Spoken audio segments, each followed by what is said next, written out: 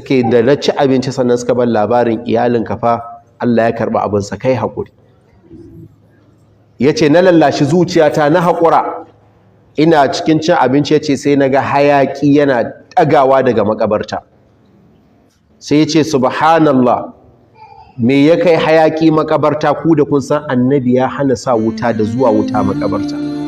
Suka ce wallahi abin mamaki, kabarin iyalinka ne tun daga ran da ta rasu kullum sai wannan hayaƙin ya rinka fitowa ta kabarin. Ya ce masai na Umar a wannan lokacin fuskata ta canza, hankali na ya tashi. Ya ce sai na ce da su wallahi innaha kana sawwamatun qawwamatun khafifa la yukhziha Allahu abada. Ya ce na rantse da Allah, matata da na sani sallar dare kamammiya ce, ba ta alfasha, azumi ba kama hannun yaro. Na rantse da Allah, Allah ba zai tozarta lamarin ta ba. Ya ce wallahi sai na ga halin da ake ci. Ya tashi suka bi shi, makwabtan suna zuwa ya fara tona kabarin.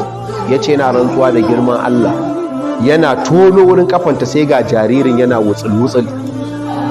Su wanda suke wurin suka ji an ce ya man wada Allahul wadi'a khudh wadi'atak, ya kai wanda ka ba Allah ajiya, ga ajiyarka na Allah aje ma dauka ka tafi. Ya ce a haka na dauko wannan yaron da kake ganin mun kama da shi.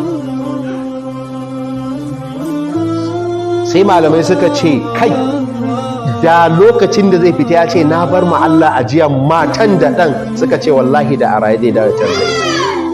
Amma da yake ita ajalinta ya yi, sai ya ce ya Allah na baka ajiyar ɗan da ke cikinta.